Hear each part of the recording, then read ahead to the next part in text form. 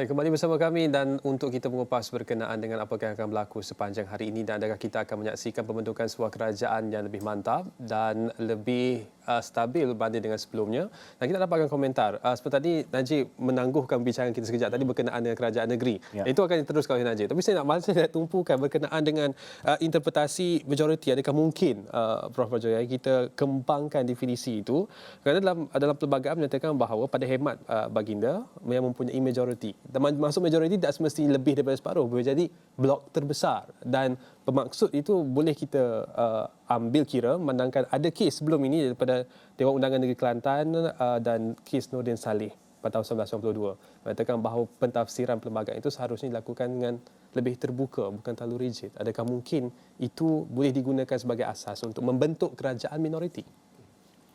Saya rasa cara yang mungkin lebih rasional adalah kalau yang di Pertuan Agong menjemput parti yang mempunyai kerusi yang paling besar, pemimpinnya datang dan dilantik sebagai Perdana Menteri. Kemudian dia berikan kuasa kepada Perdana Menteri baru ini untuk melantik menteri bukan daripada satu parti, tapi daripada semua parti.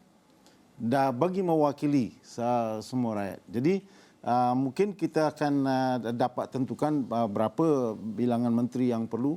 Kita tak mahu banyak-banyak menteri. Dan kita boleh memastikan yang menteri itu mewakili kumpulan yang tertentu.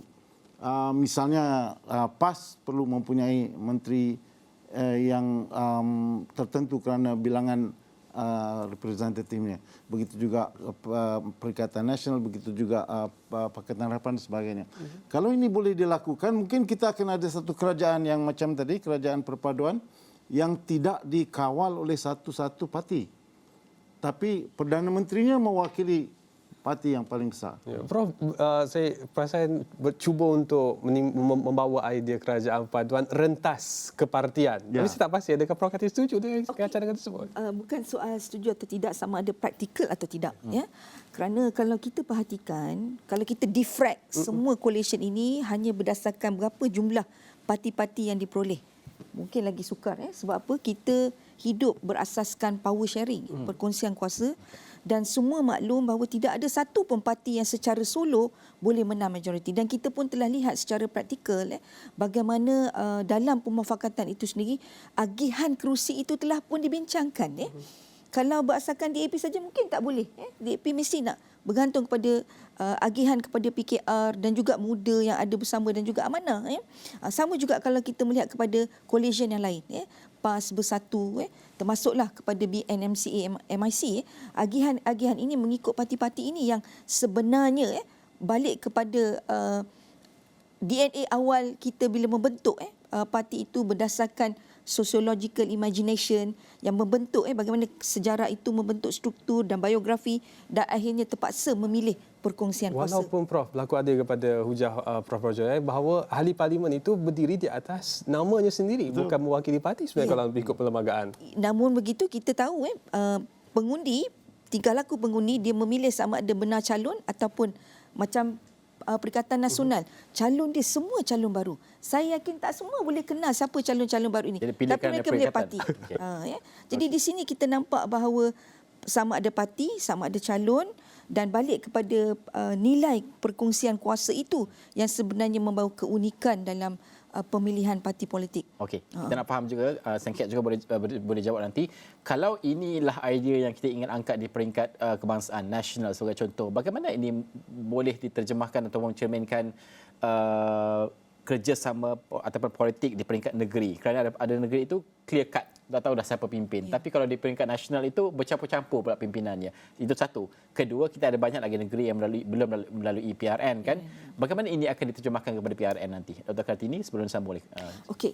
Kalau pada peringkat negeri, kalau negeri itu macam Johor dan juga Melaka telah jelas siapa Dewan Undangan Negerinya. Dan ada negeri-negeri yang belum lagi melakukan pilihan raya peringkat negeri akan melihat kekuatan di peringkat MP tadi.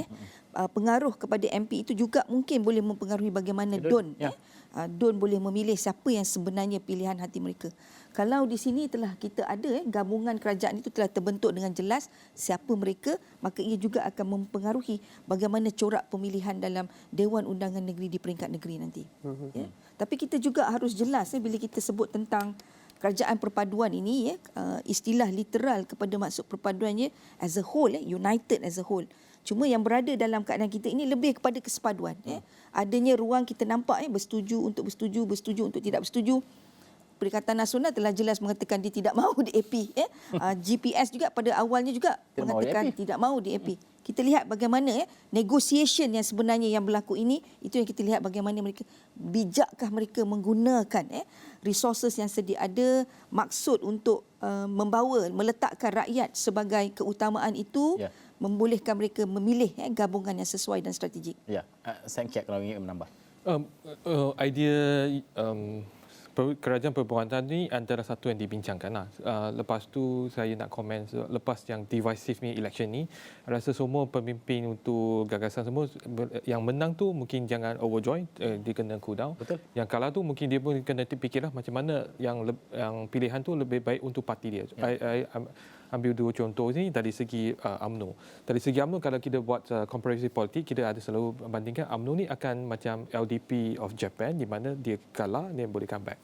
Atau dia macam Golkar lepas 98, Suharto, lepas zaman Suharto, dia jadi antara satu parti Melayu, parti nasional, tapi bukan dominasi lagi. Sebab kami sudah lepas zaman one party state di mana UMNO jadi dominan. So UMNO mungkin kita kena reform, dia akan jadi satu kuasa lagi yang boleh bersaing pada masa yang akan datang. Tapi apa option dia yang lebih baik untuk mereka? Itu yang mereka kena fikir untuk dalam apa formula untuk pembentukan kerajaan baru ni. Lepas tu untuk perikatan, mungkin dia ada tak jangka kemenangan sekian besar, mungkin antara calon-calon baru dia, adakah ada pakar-pakar atau untuk menteri dan bagaimana nak agihkan portfolio tu. Apa yang kami teliti adalah perbincangan tu lebih kepada emosi, lebih personal. A tak suka B, B tak suka C, dan macam mana dia perform. Tapi apa yang kita nak fikir lepas ni, macam mana dengan bajet? Macam mana cabaran Malaysia untuk hadapi recession global yang akan datang tahun depan. So isu tu tak ada orang bincang, lebih sama personality, conflict personality. I tak suka siapa, I tak suka siapa. Tapi apakah masa depan untuk Malaysia? Bajet tergantung. Ekonomi tahun depan macam mana? So isu-isu polisi yang patutnya dibincang dalam sesi parlimen yang terakhir, political financing dan sebagainya, tak ada dalam perbincangan untuk pembentukan kerajaan. Semua itu emosi. So, Saya akan masuk bahagian ekonomi. Tapi saya satu lagi. Kerana kalau gabungan ini kita melihat, beberapa gabungan yang dibentuk sekiranya berlaku, kemungkinan tidak akan membawa representasi sesuatu kaum itu secara besar di parlimen. Ini bahaya kerana kita ni multiracial country. Bagaimana ini juga akan menidakkan kehendak rakyat yang paling penting gabungan, dan bagaimana juga ini harus dipertimbangkan dalam rundingan membentuk kerajaan. Ini antara yang paling risau oleh rakyat selepas kita buang undi semalam. So pemimpin-pemimpin untuk semua gagasan tu dia memang kena cool down dan fikir apa yang terbaik untuk Malaysia untuk 5 tahun akan datang. Sebab cabaran tu memang besar, di mana isu yang mungkin saya selalu nak masuk isu ekonomi, sebab kenapa ada gelombang tu selain dari isu image parti, isu ekonomi actually yang itu paling penting. Apakah cabaran tahun depan? Adakah GST akan balik untuk mengimbangkan kita punya bajet defisit, atau macam mana dengan isu subsidi petrol, di mana akan pun antara dalam topik perbincangan antara pelabur dan 80 bilion besar. So isu actually selain tadi emosi atau suka tak suka pemimpin siapa parti mana, I cadang pemimpin itu semua gagasan patut tengok cabaran Malaysia untuk masa depan dalam membuat gabungan tersebut. Okey, di mana mungkin akan melingkungi pelbagai golongan masyarakat. Ada yang mewakili bandar, ada yang mewakili Borneo, ada yang mewakili luar bandar. Sebab sekarang ni mana satu formula dia akan ada satu pihak yang terpinggir. So apa yang mana yang paling inklusif untuk Malaysia secara keseluruhan? Okey, Tuan Jai. Nak menyusun gabungan ini mengikut kehendak ekonomi. Sekarang ni kos sara hidup mahal. Semua orang rasa, tidak kira di mana peringkat mereka, mereka rasa. Kedua, fiskal. 80 bilion ni banyak untuk subsidi. Kita kena kurangkan. Kita pun tidak ada cukai baru. Tak tahu sekarang ni lagilah kerajaan campuran macam mana nak kenakan cukai GST dan sebagainya ni pun susah nak cakap. Ada parti yang go dan against dengan GST. Bagaimana ini harus dijadikan panduan gabungan isu ekonomi? Okey, saya rasa kita perlu menonjolkan peranan sektor awam ke tangan kerajaan. Kerana bagaimana berlaku di Belgium, selama 2 tahun kerajaan ditadbirkan oleh sektor awam dan dia boleh berjalan dengan baik. Autopilot. Dengan autopilot. Dan sebenarnya bukan autopilot. Kalau dalam kita tengok di Malaysia ni sejak 70 tahun pun sebenarnya sektor awam memainkan peranan yang penting. Kalau kita tengok bila kita ada Perdana Menteri kerajaan sementara, dia seorang pun dia boleh mengumumkan insentif dan package sebenarnya. Ini peranan sektor awam. Jadi kalau kita tunjulkan sektor awam dan biar sektor awam sediakan draft belanjawan ini, biar sektor awam mencadangkan bagaimana subsidi perlu dirombak semula dan kemudian mungkin peranan parlimen dikurangkan sedikit daripada menyediakan belanjawan, dia cuma approve belanjawan saja misalnya. Kalau itu boleh dilakukan, mungkin kita akan lebih efisien di dalam pentadbiran kerajaan supaya tumpuan adalah kepada rakyat, bukan kepada parlimen dan bukan kepada politik lagi. Dan hanya ada 2 outcome daripada cadangan Prof tadi, sama ada kita akan mewujudkan kerajaan birokrat ataupun memisahkan kuasa sepenuhnya di antara eksekutif dan juga legislatif dalam melaksanakan apa yang Prof sebutkan tadi. Tapi sebelum itu kita juga ada perkembangan daripada Johor Bahru bersama-sama dengan Hilmi Malik yang mana membawakan yang mana di sana tidak ada pembaharan DUN, yang ada hanya pembaharan parlimen dan kita tahu juga apa yang berlaku di sana. Okey, kalau di Johor Bahru itu ada 2 PN menang 2 parlimen, tidak salah saya, dan juga selebihnya kalau kita melihat keputusan ini, bagaimana ataupun keputusan pilihan raya ini dan mood Johor Bahru pagi ini, Hilmi? Baik, terima kasih Najib di Pusat Penyiaran Asia Bukit Jalil. Ya, semalam kita dah saksikan sendiri keputusan yang telah pun dikeluarkan oleh SPR dan yang pastinya agak memeranjatkan dan mungkin saya rasa gelombang baru politik telah pun berlaku di Johor ini. Dan saya bercakap mengenai dengan spesifiknya di Johor ini, kita dapat lihat seperti mana apa yang telah pun dikeluarkan oleh keputusan oleh SPR semalam, dan keadaan ini sudah jelas dan sudah terbukti bahawa PRN Johor yang lalu tidak menunjukkan sebarang kesamaan yang dibawa dalam PRU 15 kali ini. Dan kita dapat lihat juga pada kali ini apa antara suara rakyat yang telah pun turun padang, yang telah pun disuarakan oleh rakyat ini, dan ternyata saya melihat bahawa orang ramai ataupun pengundi kini tidak lagi meletakkan keyakinan kepada BN apabila kita melihat sebahagian besar ataupun kerusi-kerusi parlimen tidak lagi dimenangi oleh atau dipegang oleh BN. Dan hari ini juga kita melihat antara isu-isu panas yang telah pun keluar pada pagi ini di Johor, di mana kalau kita melihat kenyataan Menteri Besar Johor sendiri, Datuk On Hafiz Ghazi, yang hari ini membuat kenyataan menggesa agar Presiden UMNO Datuk Seri Ahmad Zahid Hamidi supaya mengundurkan diri dan melepaskan jawatan selaku Presiden UMNO setelah melihat kepada apa yang telah berlaku kepada Parti Keramat itu, kekalahan yang saya kira agak besar pada PRU 15 kali ini.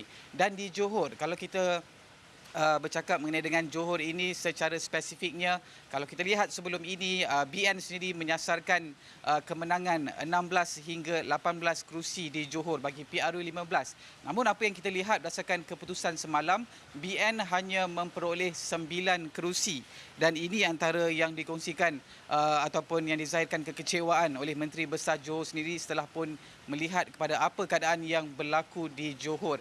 Dan kalau kita lihat juga sebenarnya daripada pengongsian kenyataan itu juga kita dapat lihat bahawa BN juga menerima kekalahan yang agak besar, malah tidak menang satu pun kerusi, khususnya bagi parlimen di Perlis, di Kedah, Pulau Pinang, Melaka, Kelantan dan Terengganu.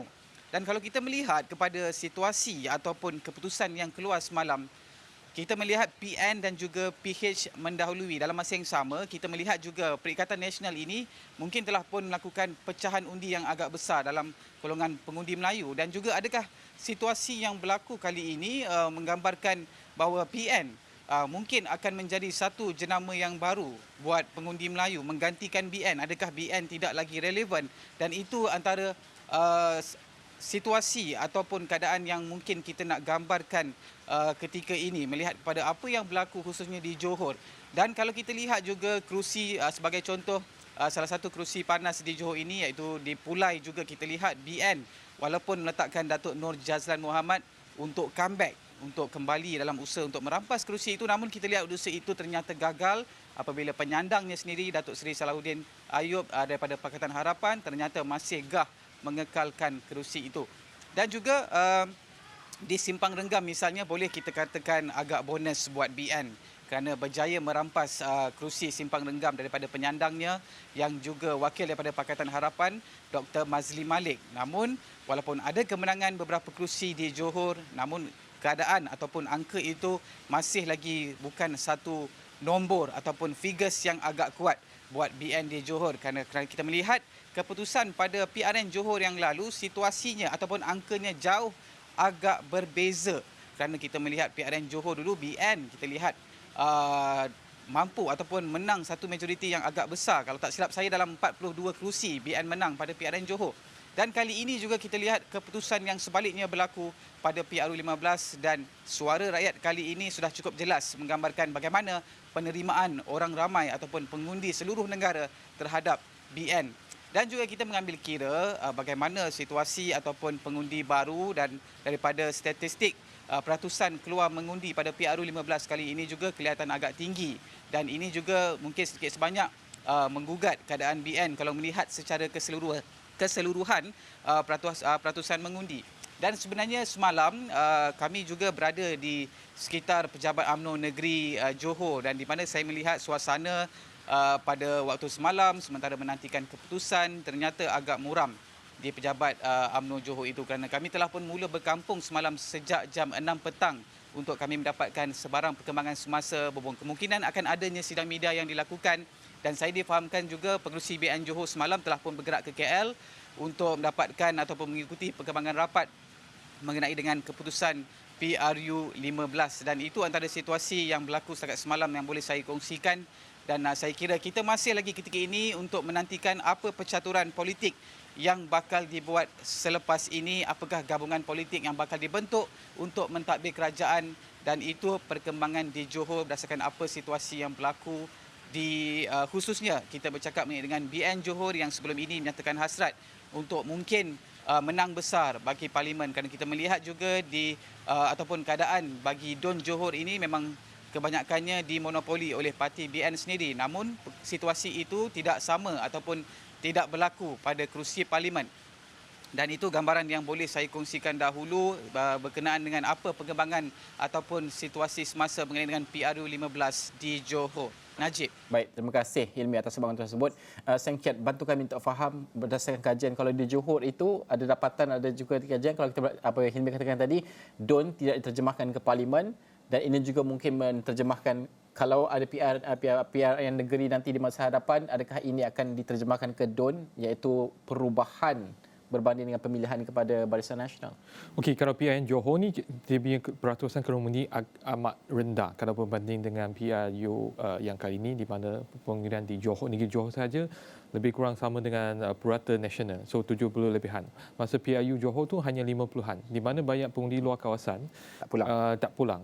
Tapi yang pengundi luar kawasan itu dia akan take the balance di mana untuk bagikan pakatan untuk menang di kawasan bandar di Johor 60 kerusi pun di bandar seperti Segamat, Batu Pahat, Muar dan sebagainya. Tapi kalau kita tengok demografik Johor sebenarnya dia sama dengan Selangor. 55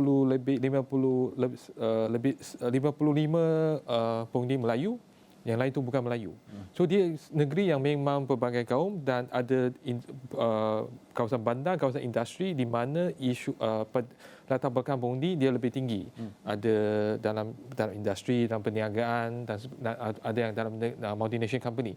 So dia demografik lebih sama dengan Selangor, di mana dia ada beli kelebihan kepada Pakatan Rakyat, di mana dia memang ada sikit kelebihan dari segi sana.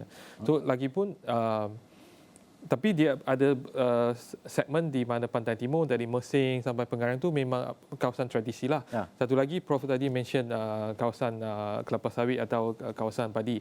Tapi I rasa UMNO masih kuat dekat kawasan Felda. Ya. So hanya di Johor, di mana masih dapat tengok result saluran masih lebih kurang 85-90%. Pasca PBBM ke masih tak boleh masuk kawasan Felda di Johor. So dia ada kondisi dekat Johor. Selain itu, kalau PIN di negeri lain berlaku, mungkin perasaan kerumuni akan terjejas, di mana mungkin banyak orang tak keluar undi kalau berbanding dengan PIU, di mana isu ini national election lah, semua akan keluar. Dan yes, Prof. Saya nak meramalkan apa yang berlaku nanti dalam DUN, pilihan raya DUN. Saya rasa pengundi-pengundi akan lebih berani. Selama ini pengundi-pengundi rasa terkongkong sedikit. Dikongkong oleh parti, dia kata kalau tak undi parti ni, undi kita tak bermakna. Tapi sekarang pengundi akan lebih berani. Dia betul-betul express apa yang dia nak, dan kita akan melihat taburan keputusan yang mungkin jauh lebih serius daripada sekarang. Ya.